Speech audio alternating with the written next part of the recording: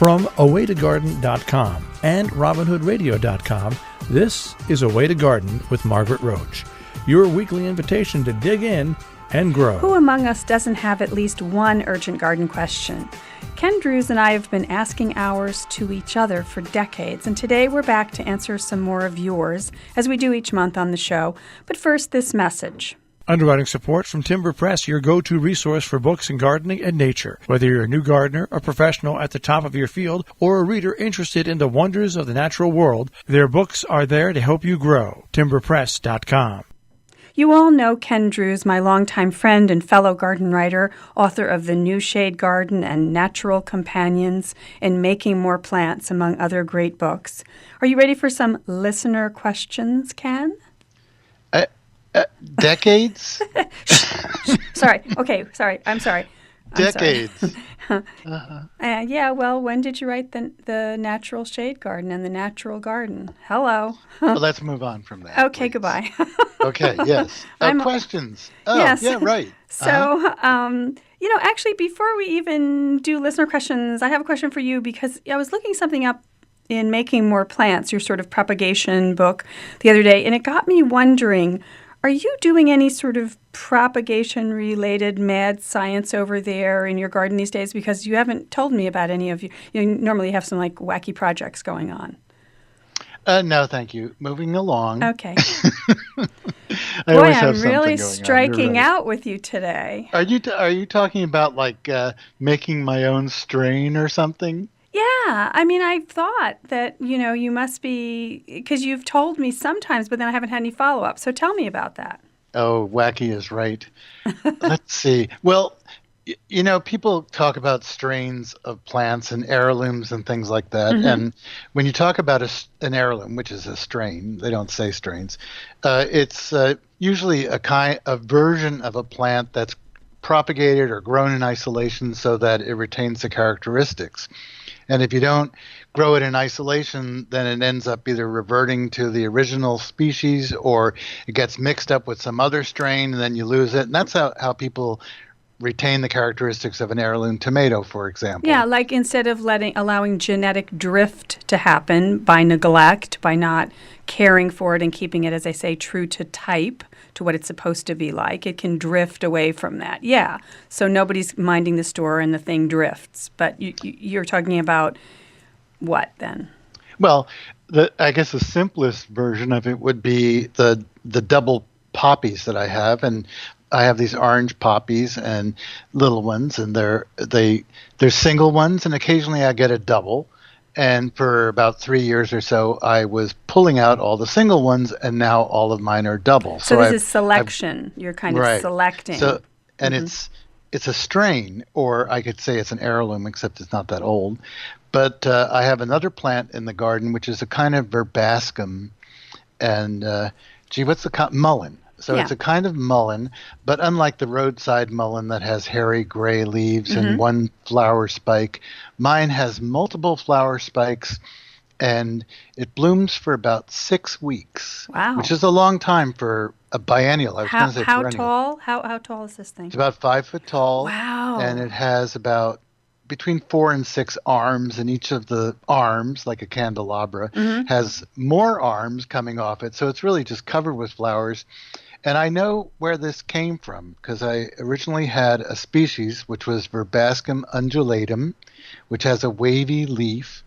And I was also growing at the same time a hybrid called Harkness hybrid from England, and it croaked, actually. I had it for about 1 year.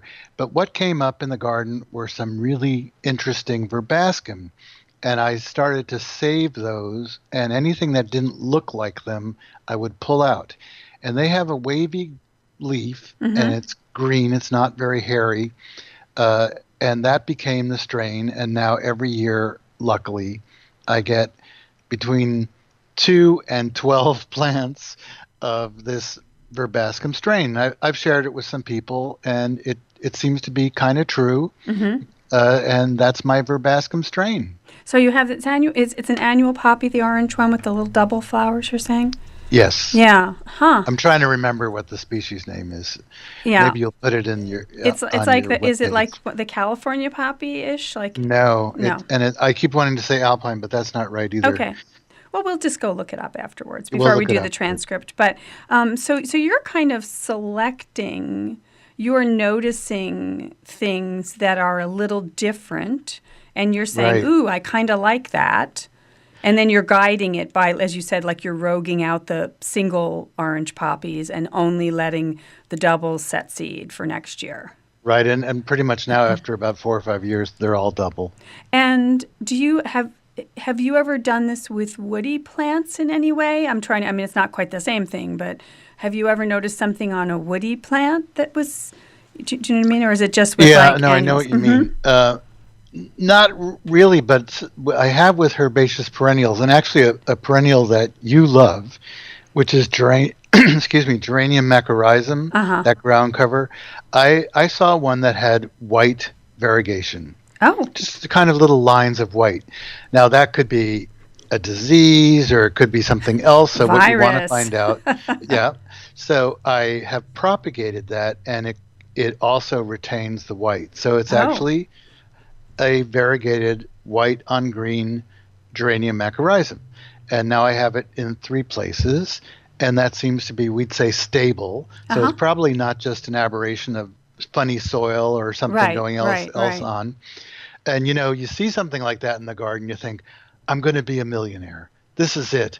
Everyone's going to want this plant. The They're big all going to bucks give in me horticulture. royalties. Woohoo. And frankly, that doesn't really happen, No. or You- very You're rarely. reminding me, the Broken Arrow, it was either Andy Brand, who no longer works there but did for many years, or Adam, Wheeler. Adam Wheeler, who came to the garden as they do to do my plant sales at open days. And one of them pointed out, walking along the path, that some of my European ginger, a shiny leafed, kind of kidney-shaped leaf ground cover, Asarum europaeum, that one plant had kind of mottled leaves. Yeah, and it could have been a virus. It could have been, what, as you said, something in the soil, or it could have been stable. And he said, oh, let's mark that, kind of like let's put a stake there and sort of say to ourselves, let's look at that next year, kind of. So I guess they're always on the lookout because they love unusual plants. And they're always looking, to introduce something new or whatever. So they're looking for, as you say, stable ornamental features that are different. Yeah. Well, sometimes that happens, and sometimes that actually ends up being something valuable, although very rarely. Right, And so right. the things that people find are not usually accidental, they're kind of intentional, the ones that really make money. But you look in your own garden, I'm talking to the listeners, Yeah. and you might find something. May not be the thing that gives you the new house in the Hamptons, but it might be something that you want to perpetuate and discover if it is stable, and if you Yeah. maybe develop your own strain. Yeah, kind of fun. All right, so now on to the promised reader/listener question. Sorry, readers, listeners, I didn't mean to delay, but I meant to ask you that, Ken, the last time we spoke. I have a question from Linda on dodder. And she says, I know, she says, the native and parasitic plant dodder has shown up on my landscape. I've been working all summer to get rid of it. And she had yet to read about anyone else that has experienced it, so she welcomes any information. Now, have you experienced dodder? First, we should probably explain, kind of tell us what it looks like. Well, it's related to morning glories, Yeah. and it is orange, and it's stringy, and it sprouts from a seed, and then it has about 2 days to find a host, Yeah. just by being a vine. And if it doesn't find a host within a couple of days, it's used up all the nutrition that's in the seed, and it croaks. But it usually does find a host, and then it climbs up the host, and it sticks suckers into the host and lives off it as a parasite. Yeah, so it's a parasitic thing. yeah. Yeah, and those little like holdfasts that then suck the life out of the host plant, or I think they're Haustoria or Haustoria, Haustoria. I'm visualizing the word. I remember the word. Really like these specialized structures that let it do that. And dodder doesn't have any real roots or real leaves of its own. It does have flowers, like you said, and it does make seeds. And what's really cool is that there's like 200 kinds around the world, like different species. No, really? They're all in the same genus. I guess it's Cuscuta, Cuscuta. And as you said, it's in the Convolvulaceae, the morning glory family. But yeah, and so we have some native species in the U.S. in different areas, but now there's a Japanese invasive species. So as if it weren't bad enough to have native daughters strangling and sucking the life out of certain host plants, some agricultural areas, especially like in California and some other places, are being besieged by a Japanese outbreak, species as well. Crazy. So what do you do about it? So it looks like this yellow or orangey string, like that's twining. Right? Okay. Well, I mean, let's talk about it in the garden setting because, in the agricultural setting, it's a whole nother nightmare. But what have you done? You said you've had it. Well, and I do. Usually, almost every year, I see a little tiny bit of it, and I get it right away. Some years, after the flood, actually, it was everywhere. But now I see a little bit, and I go to the host, and I take every bit of the daughter that I possibly can, and I put it in usually a paper bag that goes in the trash, not on the compost. And it's very brittle, so it breaks while you're trying to collect it into pieces, and each of those pieces, I'm told, can start growing. So you got to get all of it. It seems to like the native wild impatiens, which is something I can sacrifice. So if I have to, I'll take out that whole plant with the daughter and just get rid of it. And the different species of daughter are host specific. They have different preferred hosts. So, again, there are ones that are like agricultural pests of like alfalfa or carrots or onions or potatoes. There's one that likes cranberries as its host. All kinds of different things, and even ones that seek particular things we consider weed species, and parasitize that. So, they're specific. They have specific relationships with other species of plants. Very interesting. And the seeds that it creates can last, I read somewhere, 60 years in the soil. So the thing most important of all is not to let it go to flower, these tiny little flowers, right? And you can track those around from place to place in the garden or a farm field, on your shoes, on the tires of, a wheelbarrow or a tractor or whatever. So, it's this not spreading it inadvertently, this hidden thing. Some people say you even should take off rather than try to just pull the daughter off the host plant, remove the parts of the plant that have been entwined and hooked into, so to speak, because you may be leaving inadvertently some behind. Right. And then, of course, a lot of people use chemicals and whatever. In a garden setting, we're not going to do that. I had it 1 year, and I never had it again. And I did what you said. So I think it's vigilance, and over and over and over and over, not letting it flower, et cetera. It's lucky. Yeah. We're lucky that it's bright orange, Right. Because you can see it. Right. And imagine if it was green. Oh my goodness. Yeah. With the transcript, there's some pretty interesting, research about it and so forth. Up to the minute, I mean, they're even like trying to sequence the genome of it at the moment. So there's kind of interesting stuff. I mean, in that it's a parasite and so forth. And I'll give some good links with the transcript. But Phlomis. Anne had a question about Phlomis, a mint relative, a perennial that's a mint relative.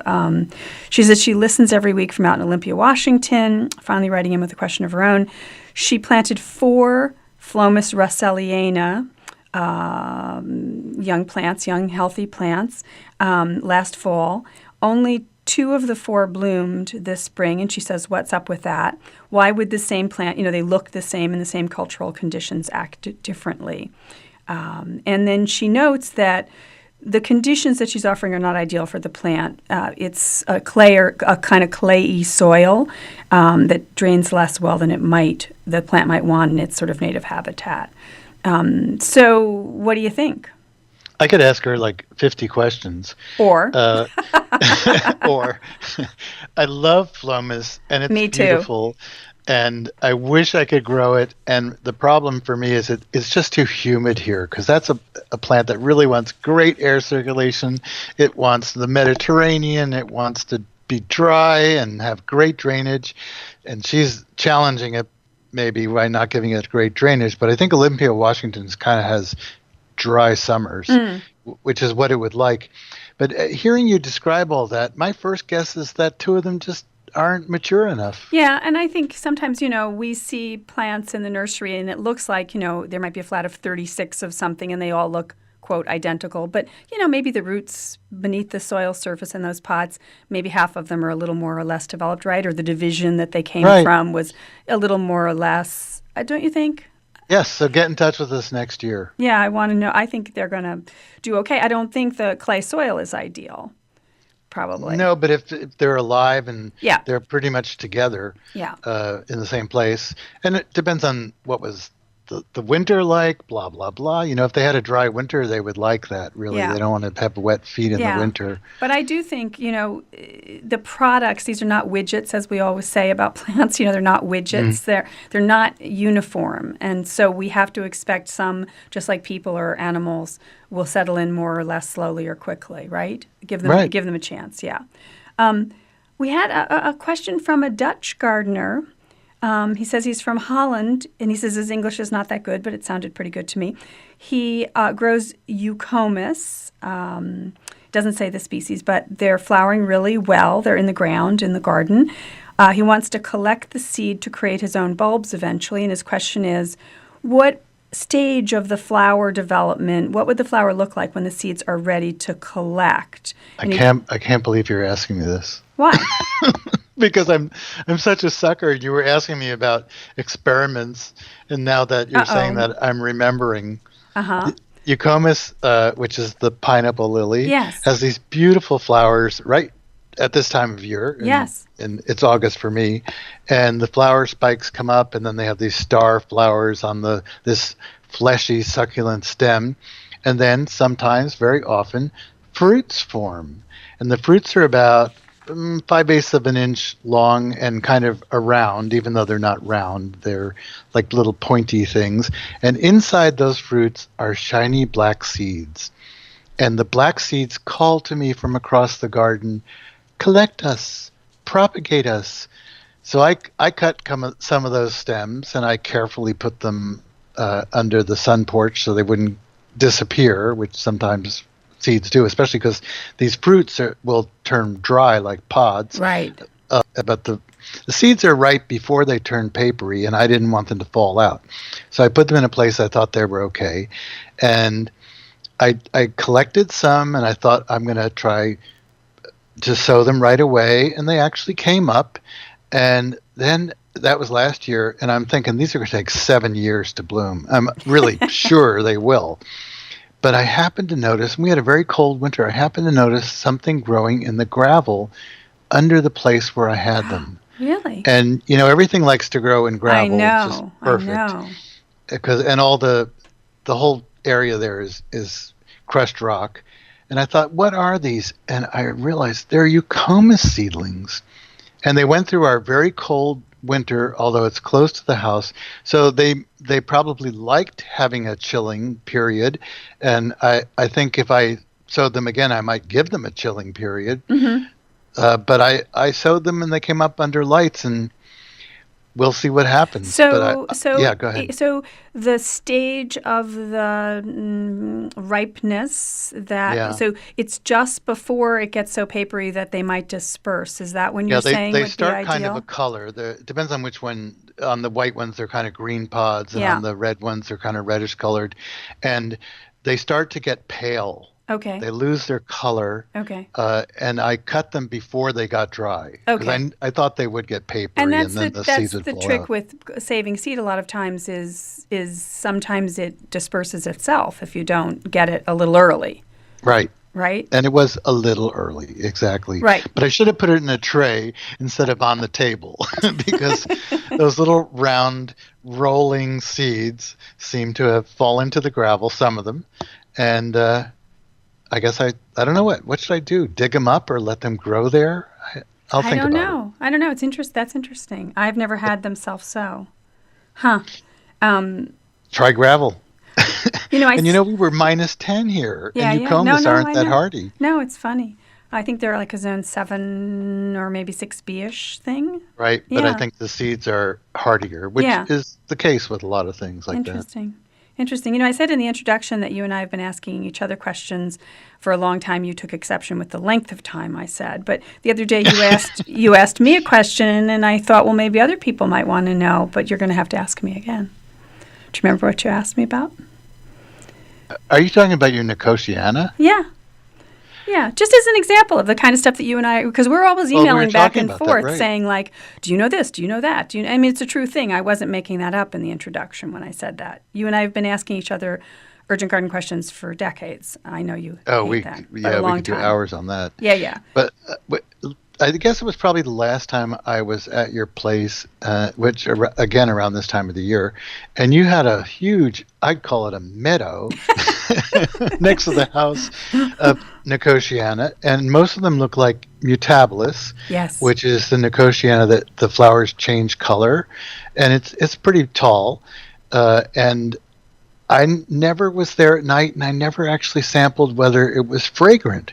So I wondered if Nicotiana mutabilis, the beautiful color-changing Nicotiana, which I've never grown actually, whether it smelled. Yeah, this is my favorite Nicotiana, and when you say meadow, it's kind of this. Yeah, it's a lot of plants all together in a group. It's not like actually out in a field somewhere. It's adjacent to the house, and the reason being completely selfish. Hummingbirds, and the Nicotianas for me, the flowering tobaccos for me, flower in late summer, so from late July, mid to late July, through the hard frost. And that's when the one species of hummingbird we have in our area, the ruby-throated, is coming through in large numbers, moving the populations that were farther north, and they love to stop at the garden. They love to stop anywhere where they can find nectar, And so I put these big masses, I let them self-sow of Nicotiana, near to the windows so I can sit there and just be delighted by these crazy groups of hummingbirds, kind of visiting me. So that's what the, quote, meadow is for. Mm-hmm. And so I have a few of these plantings, again, self-sown sort of plantings, naturalized, near where I can see them. So Mutabilis is a really tall one. I mean, it's probably as tall almost as I am, and very statuesque, like a big candelabra-y kind of thing. And the flowers start out, I believe, dark pink and fade to white. No, wait. They start out white, and you asked me, I think. That's where I got my head-ons backwards. They start white. And I was just looking at one today, actually. And then they gradually age. Each flower, ages to pale pink and then even rose. So sometimes you have like 3 or 4 shades of from white to rose, on one big plant. I don't think there's any fragrance. What's the big white one called? Alada? There are a number of Nicotianas, and the one that has the really tubular flowers. Sylvestris. Yeah, Sylvestris. Those, I believe, have a scent, but this does not seem to have a scent. And I've even been outside in the evening, and because I'm into moths also, and I have never noted any fragrance whatsoever. So that said, we've run out of time. You're going to send me some seed? Yeah, I should try. I'll have to put – now that's one that'll disperse the seed whenever it damn well pleases, on a moment's notice. So I'll probably have to put a bag over some of those. You know what I mean? Like put a little paper bag with a twisty tie or something so that the seed falls into a bag for you. But yes. Thank you. Yes. All right. Well, thank you, Ken, for some help with the urgent garden questions. And I'm sure I'll be emailing you something that I need to know any minute now. So be on the lookout. Yes, Papaver rupifragum. That's what you need to know. Oh, okay. Spanish poppy. All right. I'll talk to you soon. Good. Underwriting support from Timber Press, your go-to resource for books in gardening and nature. Whether you're a new gardener, a professional at the top of your field, or a reader interested in the wonders of the natural world, their books are there to help you grow. timberpress.com. I'll talk to all the rest of you soon again, I hope. So don't miss an episode. You can subscribe free to the podcast version on Stitcher or iTunes. You can find me anytime at facebook.com/awaytogarden, on Instagram by the same name, or on awaytogarden.com. And happy gardening meantime. Away to Garden with Margaret Roach is a joint production of awaytogarden.com and the smallest NPR station in the nation, Robin Hood Radio.